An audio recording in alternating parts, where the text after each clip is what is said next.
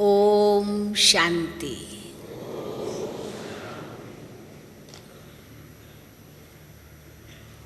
ज्यों-ज्यों 18 जनवरी निकट आती जाती है,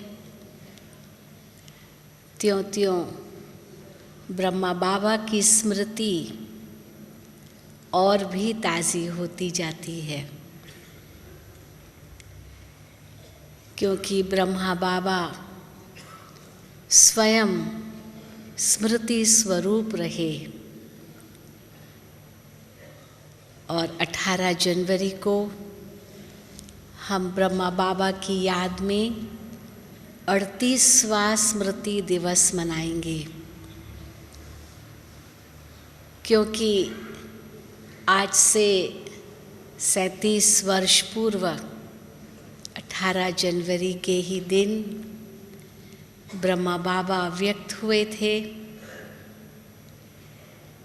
और हम ये कह कर के नाज अनुभव करते हैं कि सृष्टि चक्र में प्रथम बार किसी आत्मा ने फरिश्ता स्वरूप, अव्यक्त स्वरूप, संपूर्ण स्वरूप को प्राप्त किया। पिता श्री ब्रह्मा बाबा संपूर्ण बनकर शिव बाबा के साथी बन गए, ताकि विश्व परिवर्तन का कार्य सहज हो सके और हम बच्चों को भी अव्यक्त बनने के लिए प्रेरणा मिल सके और हम उस निश्चय से कहते हैं, बल्कि नशे से कहते हैं कि ब्रह्मा बाबा अब सूक्ष्म वतन में हमारा इंतज़ार कर रहे हैं, ताकि हम बच्चे भी संपूर्ण बन जाएं और उनके पास वतन में जाएं और साथ में जाकर परमधाम के गेट खोलें। क्योंकि अब तक परमधाम के गेट खुले नहीं हैं। परमधाम से आत्माएं तो आती जा रही है, पर वापस अभी तक कोई नहीं गया। महाकाल शिव बाबा अब आए हैं हम बच्चों को वापस घर ले जाने। आज भी बाबा ने मुरली में कहा कि पतित पावन को बुलाते हो, भगवान को बुलाते हो, सृष्टि पर किस लिए बुलाते हो? ताकि सब आत्माओं को वापस घर ले जा सके। तो शिव को महाकाल कहा जाता है। कालों का काल, महाकाल, महाकालेश्वर का बहुत बड़ा मंदिर है। तो महाकाल आकर क्या करेगा? सबको काल से मुक्त करेगा, मुक्ति धाम ले जाएगा। और शिव बाबा के साथ जो उनकी मुरब्बी संतान है ब्रह्मा बाबा, वो आत्मा सबसे पहले ही तो परमधाम का गेट खोलेगी शिव बाबा के साथ, और हम उनके बच्चे साथ साथ होंगे। जो बाबा कहते हैं तुम्हें साथी बनना है, बराती नहीं बनना है। तो साथी कौन बनेंगे? जो उनके समान होंगे। तो 18 जनवरी स्मृति दिवस के रूप में बना रहे हैं। और बाबा ने अभी वर्तमान मुरली में जो पिछले संडे को भी चली, जो रिवाइज कोर्स की अव्यक्त मुरली थी, और आज भी जो बाबा की मुरली में वरदान था कि स्मृति स्वरूप कैसे बने। स्मृति शब्द का अगर सबसे सहज अर्थ है वो है याद। तो हम शिव बाबा को तो याद करते ही हैं, साथ में ब्रह्मा बाबा को भी याद करते हैं, क्योंकि ब्रह्मा बाबा हमारे अलौकिक पिता हैं, शिव बाबा तो पारलौकिक पिता हैं ही। पर इस संगम युग पर ब्रह्मा बाबा हमारे अलौकिक पिता बनते हैं, हमें अलौकिक जन्म देते हैं। और हम बाप दादा के पास, आज की मुरली अनुसार भी बाबा ने कहा कि तुम बाप की शरण में आए हो, बाप की गोद में आए हो। तो दोनों पिता की गोद में हम आए हैं, उनकी शरण में आए हैं, वे हमारे संरक्षक बन गए हैं। तो ये केवल निश्चय ही नहीं है, परंतु हम सबको ये नशा भी है। और यही नशा होना वास्तव में स्मृति स्वरूप बनना है। जो बाबा कहते हैं स्मृति तो है हमें, जैसे हम कहते हैं मैं आत्मा हूँ, किसको भी कहेंगे आप भी आत्मा हो।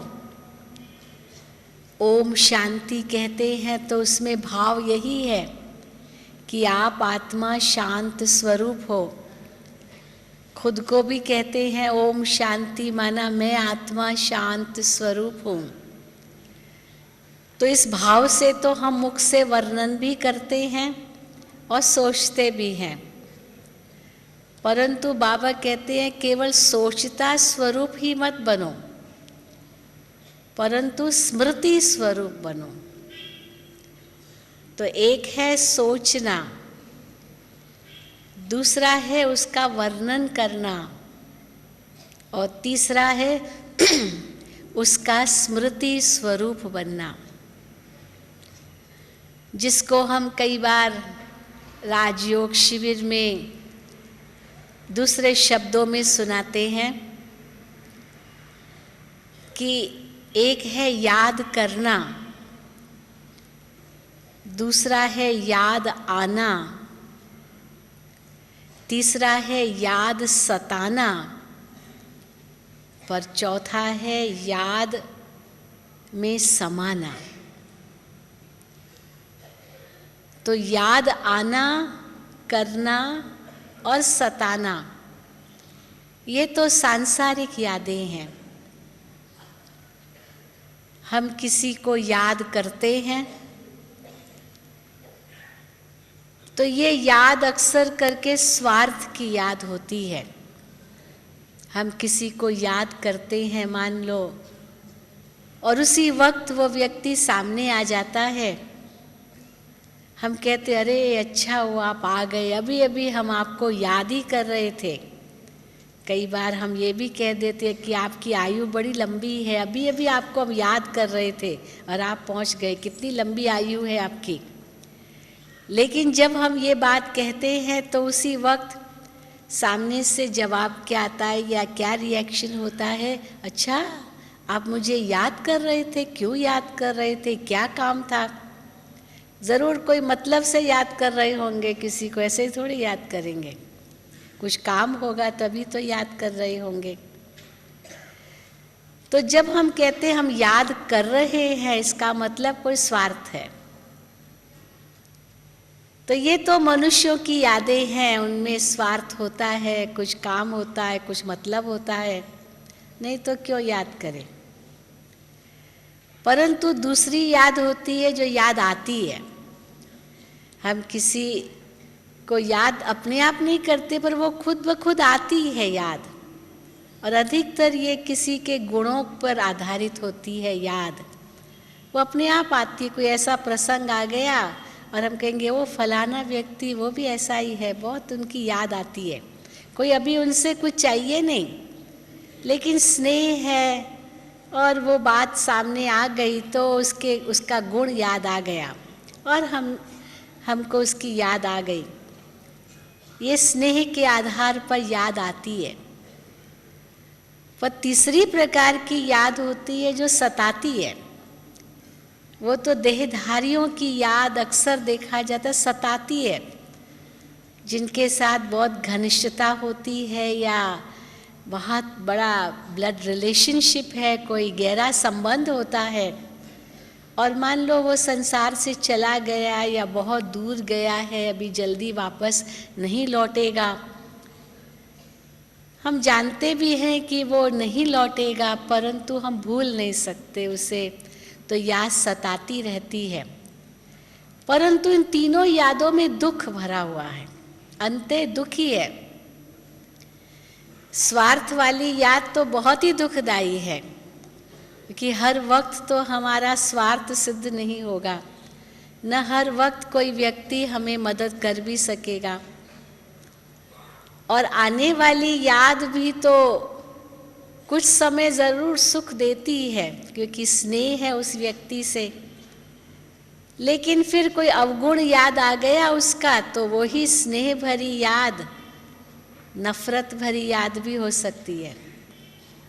और सताने वाली याद तो है ही दुखदाई।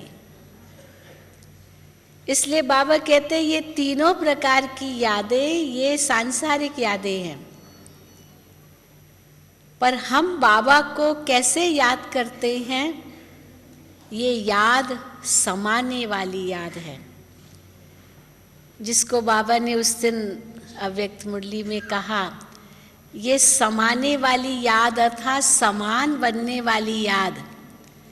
उसी को ही भक्ति मार्ग में कह दिया कि आत्मा परमात्मा में समा जाती है, जैसे बूंद सागर में समा जाती है।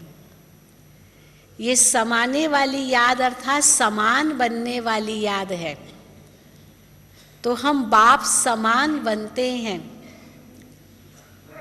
पिछली मुरली में भी बाबा ने कहा था कि एक है फॉलो फादर, तो फॉलो फादर करते हैं ब्रह्मा बाबा को, और सी फादर रिमेंबर फादर वो शिव बाबा को।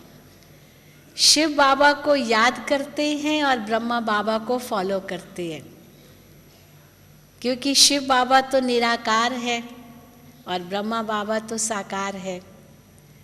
तो साकार में ब्रह्मा बाबा को फॉलो करते, जैसे हम अभी दादियों को देख रहे हैं, उनसे प्रेरणा ले रहे हैं, जिन्होंने ब्रह्मा बाबा को देखा और फॉलो किया। तो अवश्य हम ब्रह्मा बाबा को भी सामने रखते हैं जिनको हमें फॉलो करना है, और शिव बाबा को भी सामने रखते हैं जिनको हमें याद करना है।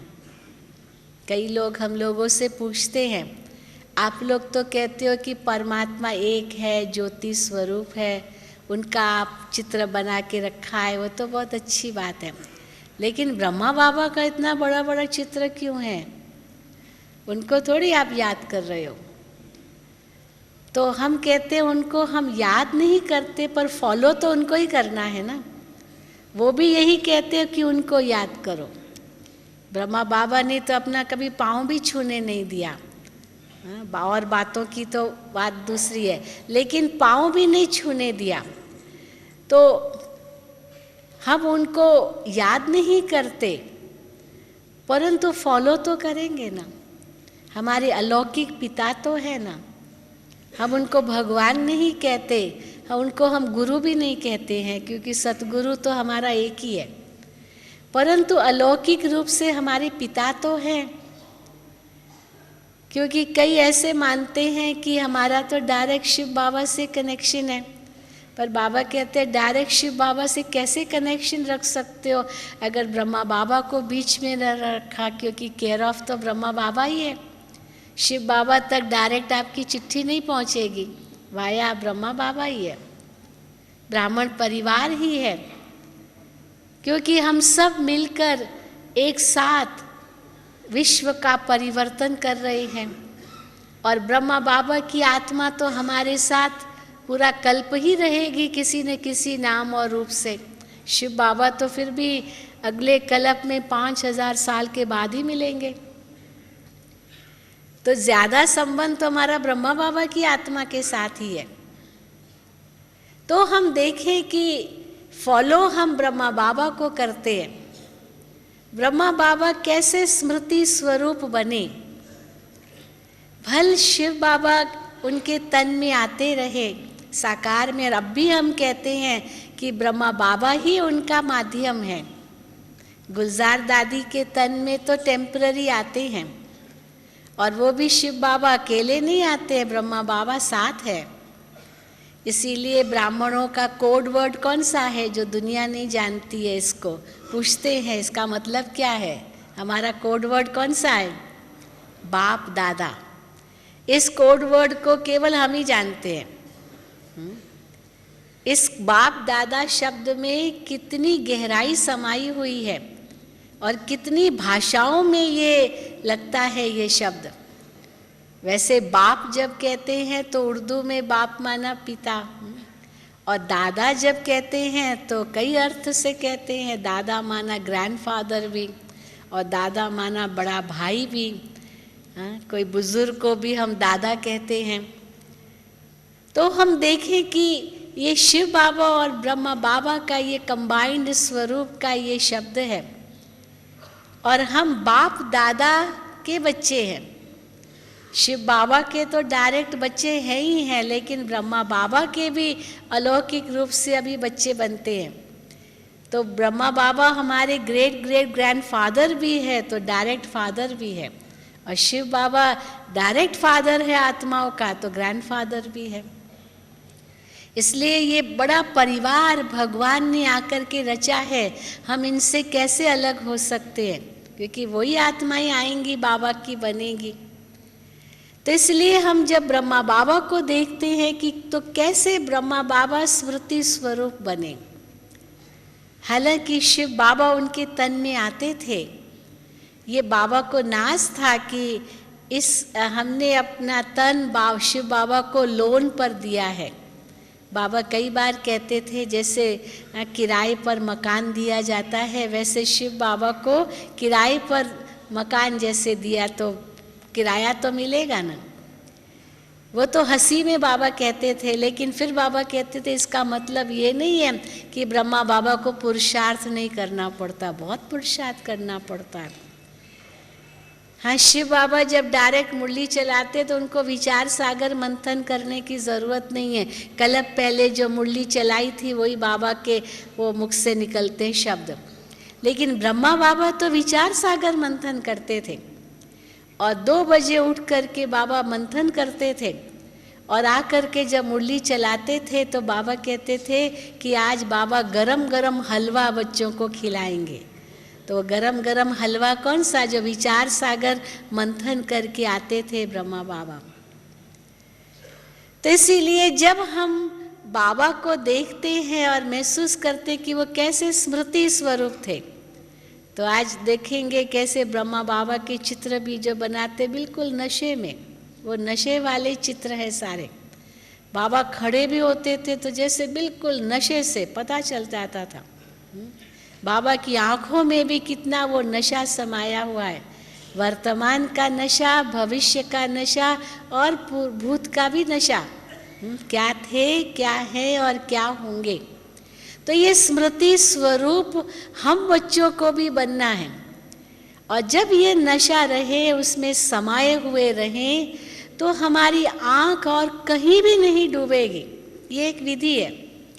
देखो दुनिया में लोग नशा पीते हैं या नशा चढ़ाते हैं, या कोई उनको भौतिक उपलब्धियों का नशा होता है, कोई भी बात का, चाहे धन का, चाहे बुद्धि का, चाहे अपनी कला का, चाहे सुंदरता का, या कोई भी, उनकी आँख कहीं नहीं डूबती है।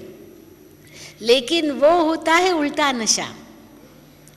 वो समझते मेरे जैसा कोई नहीं, पर वो उल्टा नशा नुकसान कारक होता है, क्योंकि उसमें अभिमान झलकता है। पता चलता है कि ये बड़ा घमंडी है, बड़ा अभिमानी है, बड़ा उल्टा नशा है। लेकिन बाबा जो हम बच्चों को नशा बताते हैं वो तो कितना महान नशा है, और उस नशे के आधार से हम ही केवल उस नशे में नहीं रहते, पर हम औरों को भी नशा दिलाते हैं। वो जो भौतिक रूप से नशों में रहते हैं उनको तो खाली अपना ही नशा होता है, और दूसरों को तो कुछ भी नहीं समझते। लेकिन ये ऐसा नशा है जो जिसमें हम भी रहते हैं और औरों को भी चढ़ाते हैं। देखो तुम कौन हो। ब्रह्मा बाबा केवल खुद ही नशे में नहीं रहते थे, लेकिन जो बाबा को देखते उनको भी नशा चढ़ जाता था। बाबा को देखते देखते, दृष्टि लेते लेते उनको भी नशा चढ़ जाता था। ऐसी बाबा की दृष्टि में जादू था। तो महसूस होता था कि बाबा केवल खुद ही याद में नहीं है, लेकिन जो भी बाबा के सामने आते वो भी याद में चढ़ जाते थे। तो ये स्थिति ब्रह्मा बाबा की थी और बाबा यही चाहते हैं कि हम बच्चे भी उनके समान बने। एक अकेले ब्रह्मा बाबा तो संपूर्ण नहीं बनेंगे, लेकिन हम उनके साथी हैं। हाँ, 8 तो पूरे साथी होंगे जो ट्राइब्यूनल में बैठेंगे। धर्मराजपुरी में ट्राइब्यूनल होगा, वो अष्टरत्न होंगे, जैसे जूरी होती है ना सुप्रीम कोर्ट में, वो सब फाइनल करते हैं जो बड़े बड़े जजेस होते हैं। तो वो तो 8 बाबा कहते रत्न होंगे, लेकिन उसके बाद 100 फिर 16,000, ये बहुत बड़ी राजधानी बन रही है। तो हम उसमें कहाँ होंगे, वो भी एक नशा हो। इसीलिए बाबा कई बार हाथ उठवाते हैं कि आप कौन से माला में आओगे। तो अगर हम ये कहें हम कैसे होंगे, तो फिर ये नशा मतलब नशा नहीं है। पर वो नशा भी चढ़े कब, जब हमारी स्थिति इतनी ऊंची हो। सचमुच जो हम स्मृति में लाएं उसका स्वरूप बन जाए। मुझे याद आता है जब पहली बार नाबीब आपको जैसे बता 1976 में से हम मधुबन में रहना हमने शुरू किया, तो तब योग शिविर आरंभ हुए थे। तो योग शिविर में राजयोग के लेसन देने के बाद हम कमेंट्री कराते थे। तो कमेंट्री तो कराते थे, बहुत अच्छा लगता था, नशे में चढ़ जाते थे। लेकिन जब मैं एक बार बाबा दादा के सामने आई और उसी समय हमने नई वो कैसेट बनाई थी कमेंट्री की, जो पहली कैसेट है राजयोग कमेंट्री, वो खास बॉम्बे जा कर के वो कैसेट भरवाई थी और बहुत अच्छी तरह चल रही थी। तो जब बाबा के सामने आई और बाबा को ये बताया कि ऐसे बाबा कमेंट्री भरी है, तो बाबा ने उसके लिए बहुत अच्छा वरदान दिया हमें कि बच्ची जब तुम कमेंट्री कराती हो तो कहती हो मैं आत्मा शांत स्वरूप हूँ, तो उसी समय उसकी ऐसी गहराई में चली जाओ, उसका स्वरूप बन जाओ, तो सचमुच अनेकों को उसके द्वारा अनुभव होंगे। ये जैसे बाबा ने उस समय वरदान दिया था पहली जब ये कैसेट बनी थी राजयोग कमेंट्री की। तो सचमुच हमने ऐसे अनुभव किया जिस समय जैसे बाबा मुझे कह रहे थे, क्योंकि उस समय तो पर्सनल मुलाकात होती थी। ये लगभग मैं समझती हूँ 82-83 की बात होगी, 80 याद नहीं है, परंतु उसी सन में कुछ। तो सचमुच ऐसे महसूस हुआ जब बाबा कह रहे थे कि मैं आत्मा शांत स्वरूप हूँ, तो बन जाओ, चले जाओ उसकी गहराई में और हो जाओ वो स्वरूप। तो उसके बाद ऐसे मुझे महसूस हुआ कि जब भी मैं कमेंट्री कराती थी वो बाप दादा का दृश्य सामने आ जाता था, जैसे बाबा ही बुलवा रहा है और बाबा ही वो अनुभव करा रहा है। तो सचमुच हमने देखा कि स्मृति स्वरूप बनकर के सेवा करने से कितनी सेवा में सफलता मिलती है। फिर तो बाबा ने बहुत मुझे वरदान दिया, व्यक्त रूप से वरदान, कि तुम जो भी सेवा करती हो या जिसको भी सुनाती हो दिल से सुनाती हो, अथक होकर सुनाती हो। तो वो मुझे वरदान हमेशा जब मैं सेवा करती थी कोई भी तो याद आते रहे कि ये बाबा का मुझे वरदान है, अथक सेवा कर रही हो, हर्षित चेहरे से सेवा कर रही हो और स्मृति स्वरूप हो करके सेवा कर, जैसे बाबा सर्टिफिकेट भी देते थे। तो महसूस होता था कि सचमुच बाबा ने कितनी शक्ति हमें दी है, हम किस लायक थे, ये कोई कला थी क्या हमारे अंदर, बाबा ने ही भरी और बाबा की ही ये शक्ति है। तो स्मृति स्वरूप बनना माना ये नहीं कि ये मेरी विशेषता है, पर ये बाबा ने मुझ में भरी है और बाबा की ही शक्ति कार्य कर रही है, और वो मैं स्वरूप बन करके, बाबा का माध्यम बन करके अन्य आत्माओं की सेवा करूं। तो स्मृति स्वरूप होंगे तभी आत्माओं की सेवा हो सकेगी। तो जो बाबा कहते हैं कि आपकी वाणी द्वारा, आपकी दृष्टि द्वारा, आपकी स्मृति द्वारा, आपके वाइब्रेशंस द्वारा, आपकी भावनाओं द्वारा, आपकी शुभ कामनाओं द्वारा सेवा हो। वाणी द्वारा अभी इतनी सेवा नहीं हो सकेगी, वाणी भी कहाँ तक पहुँचेगी, लेकिन ये वाइब्रेशंस के द्वारा सेवा बहुत हो सकेगी। एक जगह बैठकर सारी दुनिया में आप सेवा कर सकोगे, ये तभी हो सकेगी। आज भी बाबा ने मुरली में कहा कि अमृत वेले जब उठते हैं तो अशरीरी अवस्था जो अब आपकी होती है, उस अशरीरी अवस्था से आप विश्व में शांति का दान देते हो।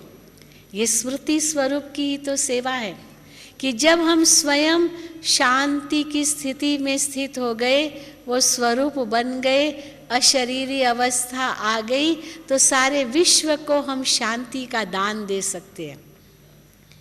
और स्वदर्शन चक्र घुमाते हैं तो सुख का दान सारे विश्व को दे सकते। इस पर बहुत विचार सागर मंथन कर सकते। इसका अर्थ क्या है? क्योंकि केवल हम ही नहीं है इस स्वदर्शन चक्र में, हमारे साथ कितनी आत्माएं हैं। सतयुग की दुनिया में भी हम साथ होंगे, तो उस स्वरूप में भी हमारी स्थिति कैसी होगी। फिर द्वापर में आने के बाद पूज्य स्वरूप की स्थिति हमारी कैसी होगी। फिर संगम पर हमारी कैसी स्थिति है, ब्राह्मण बने हैं, कितनी ऊंच हमारी स्थिति है। ये सारी दुनिया में ब्राह्मण सबसे ऊंचे गाए जाते हैं। फिर फरिश्ता बनेंगे तो कितनी ऊंची स्थिति होगी। और फिर जाके बिंदु स्वरूप परम धाम में होंगे तो कितनी ऊंची स्थिति, बिल्कुल शिव बाबा के निकट होंगे। देवी देवता धर्म की आत्माएं थुर में होंगी, तने में होंगी। बाकी तो सब धर्मों की आत्माएं तो दूर दूर होंगी, शाखाओं में होंगी। लेकिन हम बाबा के साथ, बीज के साथ थुर में होंगे, फाउंडेशन में होंगे, या जो मुख्य जो ट्रंक है झाड़ के जैसे जो मुख्य होता है थुर, उसमें हम होंगे। तो ये भी एक ऐसा नशा है, और उस नशे में हम स्थित हो जाएं। सचमुच केवल विचार सागर मंथन ही नहीं, पर वो स्वरूप बन जाए। कई भाई बहन कहते हैं कि हम कैसे बने, क्या हम बस योग में बैठे, मैं आत्मा शांत स्वरूप हूँ, मैं आत्मा प्रेम स्वरूप हूँ, मैं आत्मा सुख स्वरूप हूँ, शिव बाबा की संतान हूँ, यही बोलते रहे क्या यही योग है? नहीं। आज की मुरली भी थी, नवीनता लाओ, ज्ञान में नवीनता। आज का वरदान था, ज्ञान में नवीनता, योग में नवीनता। क्योंकि हमारा जो ये ज्ञान बाबा ने हमें दिया है, ये रूखा रूखा ज्ञान नहीं है। ऐसे नहीं बस एक ही बात रटनी है। वैसे भक्ति मार्ग में तो बस एक मंत्र दे देंगे और कहेंगे बस इसका जाप करो, फिर कहेंगे 1,00,000 बार ये जाप करना। तो 1,00,000 बार का जाप तो बहुत लंबा जाप होता है, बहुत लंबी गिनती होती है। तो वो गिनते ही रहेंगे, अब 1,000 हुआ, 5,000 हुआ, 10,000 हुआ, 20,000 हुआ, हाँ 1,00,000 माना 100,000, तो कितनी गिनती हो जाएगी। तो आखिर योग किससे हुआ? उस देवता से थोड़ी, या जिस मंत्र का जाप कर रहे हैं उस इष्ट से थोड़ी हुआ, वो तो गिनती से ही योग हो जाता है। चलो थोड़ा बहुत उसमें समय सफल इसलिए हुआ कि श्वास व्यर्थ नहीं गए, चलो कम से कम वो स्मृति तो आई। परंतु स्मृति स्वरूप बन जाए, जिसको बाबा कहते रटना नहीं है, कोई मंत्र ये जाप के लिए नहीं है। जब बाबा कहते मन मना भव, तो मन मना भव का महामंत्र का मतलब ये नहीं कि ये बैठ के जाप करना है। अगर इसका जाप करते रहेंगे तो अर्थ का अनर्थ हो जाता है ना। मन मना भव का अर्थ क्या है? मन को मेरे में लगाओ। अब मैं ये तो रटते रहूँगी मन मना भव, मन मना भव, मन मना भव। ये जाप के लिए थोड़ी है। मैं किसको कहती हूँ मन मेरे में लगाओ? ये तो भगवान के महावाक्य है हम आत्माओं के प्रति कि मन को मेरे में लगाओ। तो कैसे हम मन को लगाएं, माना वो स्मृति स्वरूप बन जाए, मैं कौन और मेरा कौन। मैं जब आत्मा हूँ तो किसकी संतान हूँ? तो केवल ये नहीं मैं आत्मा शिव बाबा की संतान हूँ, मैं आत्मा शिव बाबा की संतान हूँ, पर सचमुच वो आत्मा का स्वरूप अनुभव करूँ कि एक बिंदु स्वरूप हूँ, ज्योति बिंदु स्वरूप, और मैं आत्मा उस परम ज्योति की संतान हूँ, वो भी ज्योति स्वरूप है। समाना माना समान बन जाना, और समान बनना माना समाना, दोनों का साथ में मिलन है, दोनों एक साथ है। समाना माना समान बन जाना, समान बन जाना माना समाना, क्योंकि जो समान ही है वही समा सकते हैं, अगर समान नहीं है तो समा नहीं सकते। अर्थात अगर चले भी गए तो भी अलग ही रहेंगे। जैसे दूध में चीनी चलो मिल गई, पर दूध में चीनी मिल गई दिखाई नहीं दी, पर फिर भी चीनी अलग कर सकते हैं। पानी में नमक डाल दिया तो लगेगा पानी में मिल गया, पर फिर अलग भी कर सकते हैं। पर समाना माना ऐसा समा जाना जो अलग हो ही न सके। वैसे तो आत्मा और परमात्मा, कोई आत्मा परमात्मा में समा नहीं जाती, सदा ही अलग है, क्योंकि आत्मा का अस्तित्व अनादि अविनाशी है, परमात्मा का अस्तित्व भी अनादि और अविनाशी है। कोई मिलने की बात नहीं है। ऐसा नहीं कि पानी की बूंद की तरह है और पानी के वो सागर में समा गई, बुदबुदा सागर में समा गया तो अस्तित्व ही खत्म हो जाएगा। पर यहाँ अस्तित्व भी नहीं खत्म होता, पर समान भी बनते हैं और समाते भी हैं मन और बुद्धि के द्वारा, जिसको दूसरे शब्दों में कहते हैं प्रेम में खो गए। कोई प्रेम में खो जाता है, इंग्लिश में उसको कहते हैं लॉस्ट इन लव। दुनिया में जब बताते कि इंग्लिश में कहते जब किसी का किससे प्यार हो जाता है तो कहते हैं fallen in love, fail in love, तो माना उसके प्रेम में गिर गया। फेल इन लव, फेल माना गिर गया। तो यहाँ गिरते थोड़ी है, वो दुनिया में एक दो के प्रेम में गिरते हैं, क्योंकि रसातल में चले जाते हैं, पतित बन जाते हैं, क्योंकि देह अभिमान के वश है। वो प्रेम कोई आत्मिक प्रेम थोड़ी है, वो तो दैहिक प्रेम है। लेकिन ये तो आत्मिक प्रेम है, ये तो ईश्वरीय प्रेम है। तो फेल इन लव नहीं, rose in love, rise in love है। उसमें इतने चढ़ गए, इतने समा गए जो हम भगवान से अलग हो ही नहीं सकते। वहाँ भी दुनिया में जब बहुत लौकिक का प्रेम हो जाता, बस अलग हो ही नहीं सकते। फिर दुनिया वाले उनको अलग करने की कोशिश करते हैं तो जा कर के डूब मरते हैं दोनों मिल करके। साथ में ही जहर खा के दोनों ही मर जाते हैं। दुनिया में तो बहुत समाचार सुनते हैं कि हम अलग नहीं होंगे, चलो इस दुनिया में तो साथ नहीं रह सकते हैं तो हम जहर खा के मर जाते, अगले जन्म में साथ रहेंगे, कुछ ऐसा।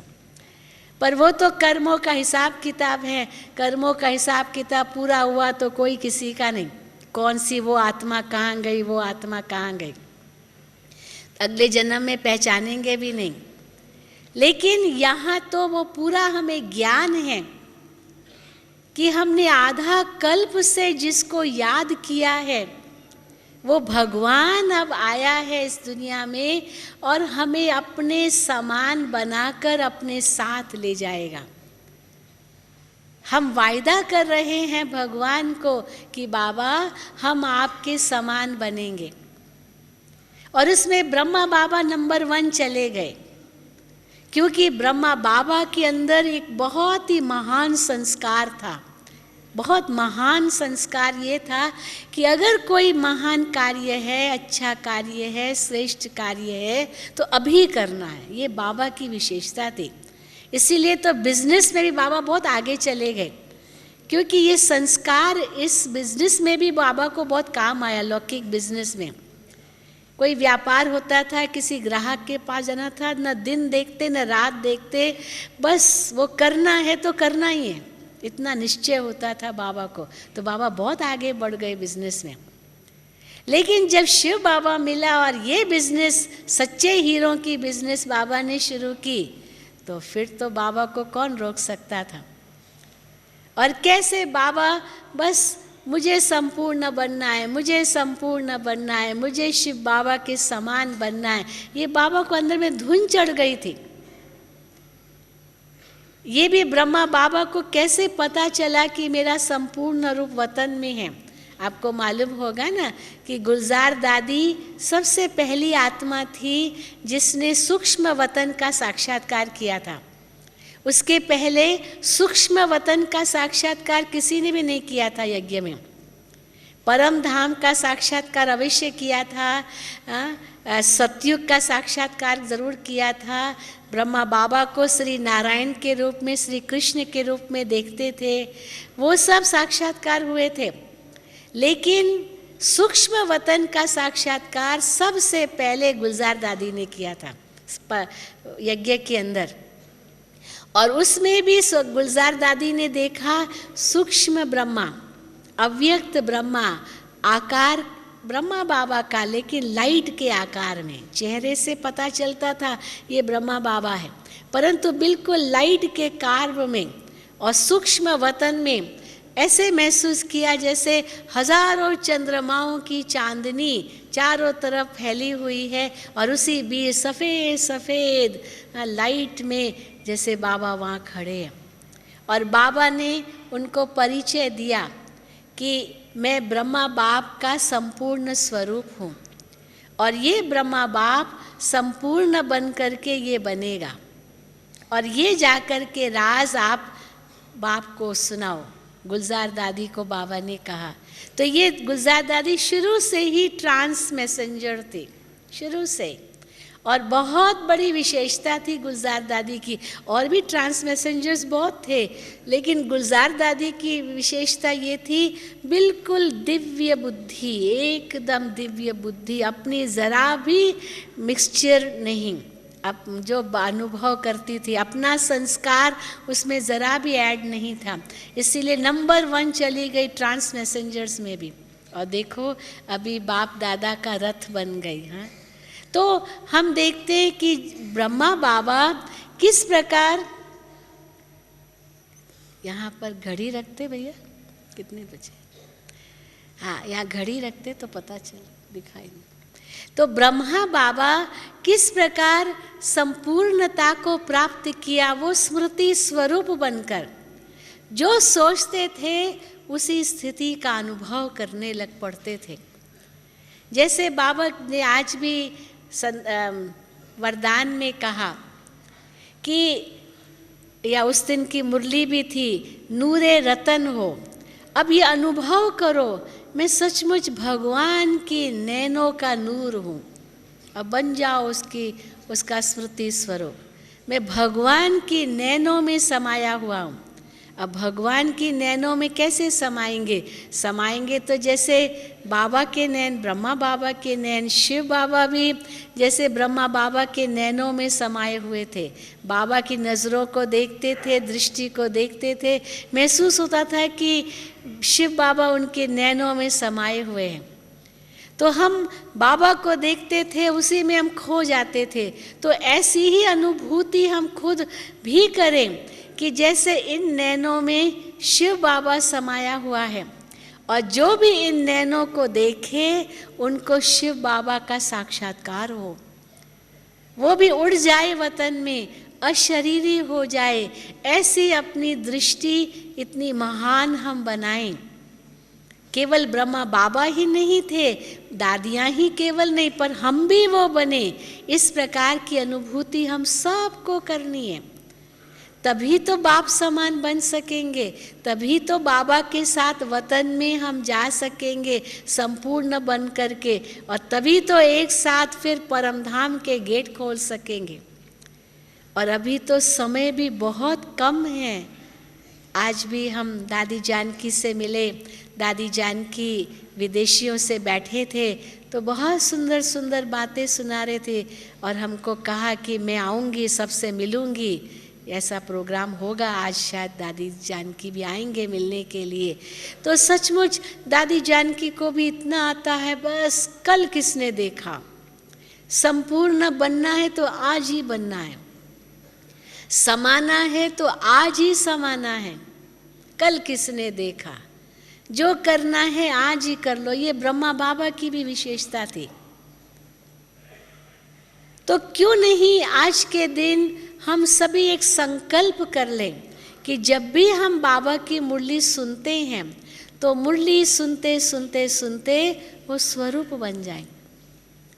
जिस समय ये साकार में मुरलियाँ चली होगी उस समय तो कोई सोच भी नहीं सकते थे कि ऐसे ऐसे अनुभूतियाँ होगी, पर आज हम वो अनुभव कर रहे हैं, चाहे साकार मुरली चाहे अव्यक्त मुरलियाँ, दोनों प्रकार की मुरलियाँ जब पहले पहले हम सुनते थे, चाहे 69 से अव्यक्त मुरलियाँ सुन रहे हैं, चाहे 69 से पहले साकार में मुरली सुनते थे हम, हाँ ठीक है बाबा कह रहे हैं होगा होगा हो जाएगा, हो सकता है। लेकिन आज जब वो इतनी पुरानी मुरलियों को भी हम सुनते हैं तो सचमुच लगता है बिल्कुल हमारी आँखों के सामने है। शुरू में जब यज्ञ की स्थापना हुई थी और बाबा उस समय जब कहते थे तो इतना अनुभव नहीं होता था, पर उस समय साक्षात्कार होते थे, इसलिए साक्षात्कार में अनुभव करते थे। आँखों के सामने तो कुछ भी नहीं था, न हिंदुस्तान पाकिस्तान का बंटवारा था, न कोई अणु बम का कोई अणु का बम का युद्ध था, कुछ भी नहीं था। 1936 में तो कोई ऐसी बात ही नहीं थी जब ये साक्षात्कार हुए, और यज्ञ की स्थापना हुई तब भी कोई ऐसी बात नहीं थी। लेकिन ये सब जो भी बहनें यज्ञ में शुरू में सब भागी और यज्ञ बना क्योंकि उनको साक्षात्कार हुए। अभी कई कहते अभी क्यों नहीं साक्षात्कार होते उस प्रकार से जैसे शुरू में साक्षात्कार हुए, तो बाबा कहते अभी साक्षात्कार की ज़रूरत ही नहीं, प्रैक्टिकल देख रहे हैं, साक्षात्कार की क्या ज़रूरत है। लेकिन अंत में फिर ऐसे साक्षात्कार होंगे, ज़रूर होंगे, और उस समय समझना होगा कि अभी टू लेट का साइन बोर्ड लग गया। अभी तो बाबा कहते हैं लेट का साइन बोर्ड लगा है, टू लेट का साइन बोर्ड नहीं लगा है। पिछले मीटिंग में मिलन में भी बाबा ने यही कहा था कि लेट का बोर्ड लगा, अभी टू लेट का बोर्ड नहीं लगा है। तो किसी ने मेरे से प्रश्न किया कि ये लेट का बोर्ड बाबा कहते लगा है, वो कब शुरू हुआ लगना, लेट का बोर्ड कब शुरू हुआ लगना, और टू लेट का बोर्ड जब लगेगा तो कैसे पता चलेगा कि टू लेट का बोर्ड लग गया है।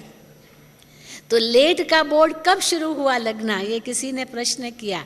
तो हमने फिर मैं सोच रही थी कि इसका मतलब क्या होगा, लेट का बोर्ड का मतलब क्या है।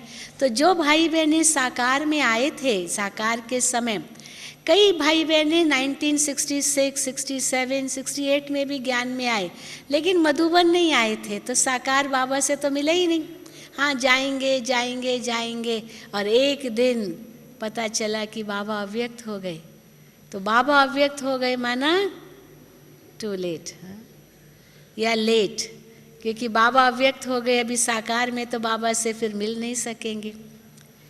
तो वो तो चलो लेट का बोर्ड लग गया, पर टू लेट का बोर्ड फिर भी नहीं लगा क्योंकि अव्यक्त रूप में मिलन मनाने आ रहे हैं।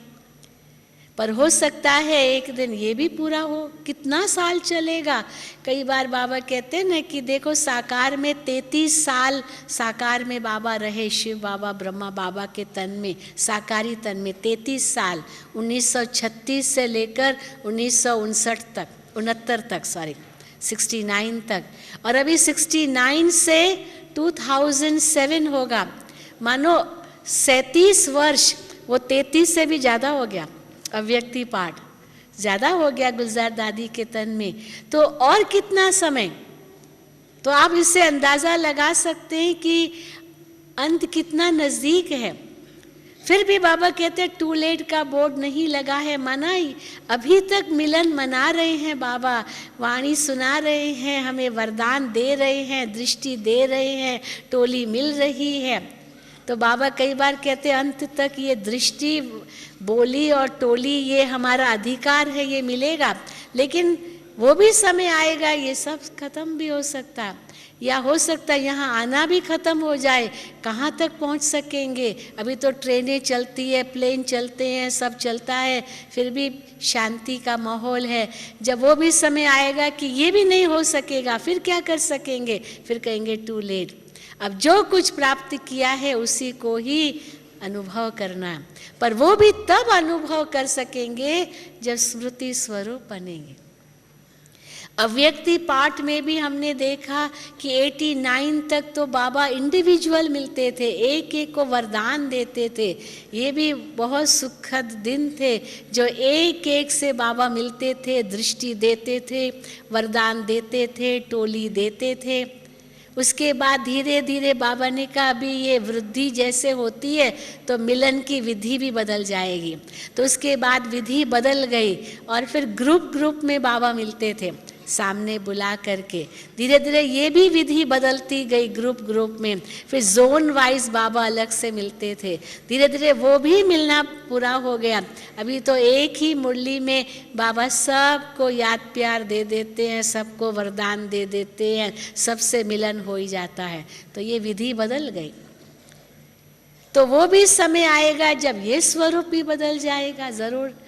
जो बाबा ने एक बार मुरली में कहा था कि वो समय आएगा जब आप लोग यहाँ आएंगे तो शायद अभी तो सोने का आराम मिल रहा है, स्थान मिल रहा है, खाने पीने के लिए सब ठीक आराम मिल रहा है। वो भी समय आएगा जब अपने सूटकेस पर ही सोना पड़ेगा, जो आपकी हैंडबैग है उसी को अपना तकिया बनाना पड़ेगा, आकाश को ही चद्दर बनाना पड़ेगा। वो भी बाबा ने कहा है, वो भी समय आएगा। लेकिन वो समय आए या ना आए, पर हमें उसके लिए स्मृति स्वरूप होकर रहना है। तो जो बाबा हमें कहते हैं उसी वक्त हम उसका स्वरूप बन जाएं। अगर मन में प्रश्न उठते हैं, डाउट उठते हैं, तो हम स्मृति स्वरूप नहीं बन सकते। तो निश्चय और नशा, और उसके बाद है निशाना। तो निशाना है स्मृति स्वरूप, निश्चय है आधार, और नशा है उसकी स्थिति जिसके आधार से निशाना है स्मृति स्वरूप। तो बस अगर उस स्थिति में हम हैं तो मेरे सामने कितनी परिस्थितियां आएगी, वो परिस्थितियां हमको डांवाडोल नहीं कर सकेंगी। परिस्थितियां तो आएंगी और जाएंगी, पर हमारी स्मृति स्वरूप की स्थिति वो परिस्थितियों को बाबा कहते हैं पेपर टाइगर के रूप में अनुभव कराएगी, क्योंकि हमारी स्थिति कितनी ऊंची होगी। अब वो स्थिति बनाने का समय है, और बाबा कहते हैं जब वो समय आएगा तो एक सेकंड का टेस्ट पेपर होगा, अंतिम पेपर भी एक सेकंड का होगा, पर उस सेकंड के टेस्ट पेपर में पास होने के लिए बहुत काल का अभ्यास चाहिए। तो ये अभ्यास हम सबको करने लिए अभी समय है, पीस टाइम में। जैसे आर्मी वाले या आर्म्ड फोर्सेस मिलिट्री वाले होते हैं, उनको युद्ध के मैदान में जाना होता है, तो उसके पहले वो अपनी जब तैयारी करते हैं तो जहाँ पीसफुल प्लेस है वहाँ अपनी प्रैक्टिस करते हैं। ये नहीं कि लड़ाई के मैदान में जाकर के प्रैक्टिस करना शुरू करते हैं। तो जहाँ पीसफुल प्लेस में उनको ट्रांसफ़र करते हैं कि वहाँ प्रैक्टिस कर सके, और प्रैक्टिस में जब परफेक्ट होते हैं तब फिर मैदान में जाते हैं। तो वो मैदान में जाने का समय तो आएगा, पर अभी ये पीसफुल पीरियड है ताकि हम वो स्वरूप का अनुभव कर सकें। और आगे चल कर के वो भी समय आएगा जो बाबा कहते हैं आपको अपने लिए भी समय नहीं होगा, केवल देना ही होगा, देना ही होगा। तो देंगे तब जब भरपूर होंगे।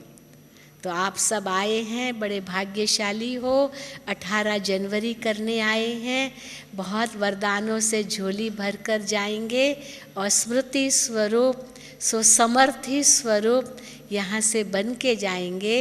यही हमारी शुभकामना, शुभ भावना है आप सबके लिए। ओम शांति, ओम शांति।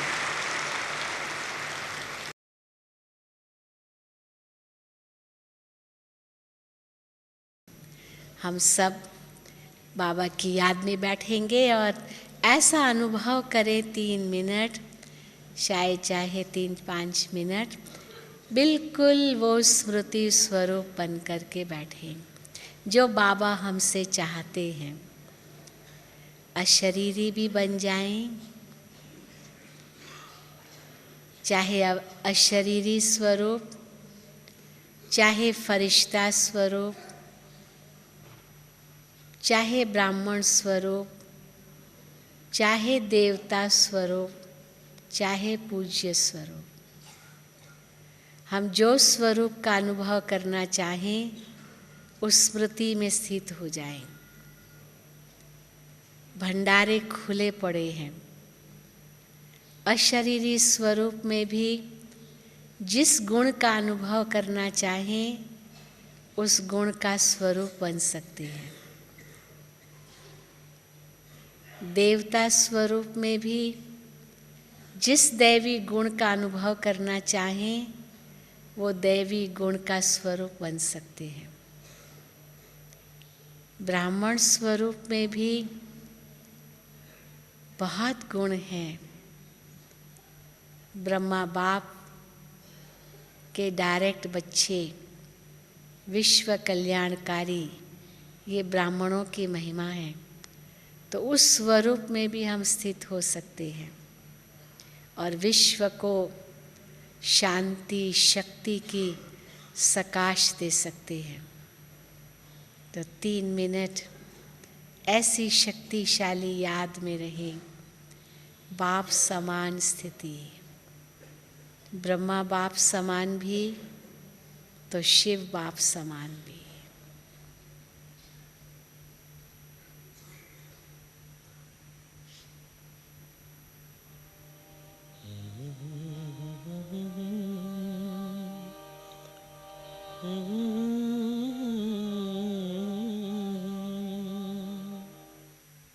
मधुबन में बगिया, बगिया में कुटिया, कुटिया में बाबा।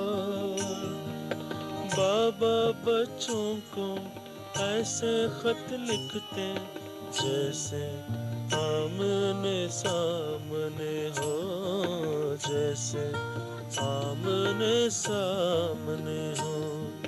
मधुबन में बगिया,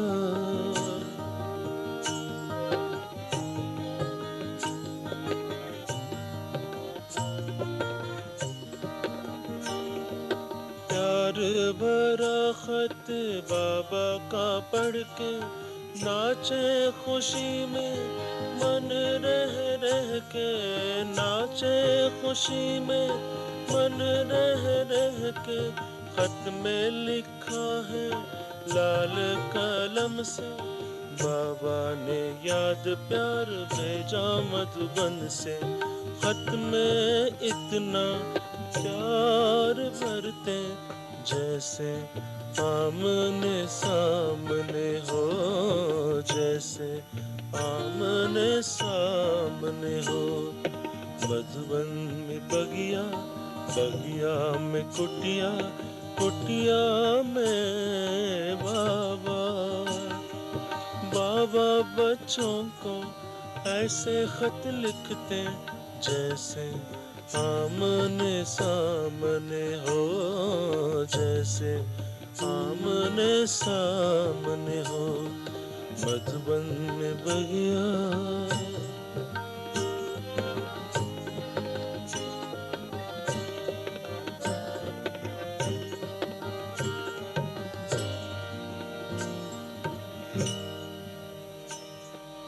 एक दिन बगिया में घूम रहे थे, फूल कली को चूम रहे थे, फूल कली को चूम रहे थे।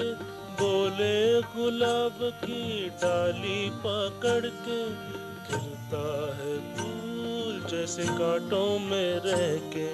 बच्चों को ऐसे शिक्षाएं देते जैसे आमने सामने हो, जैसे आमने सामने हो। मधुबन में बगिया,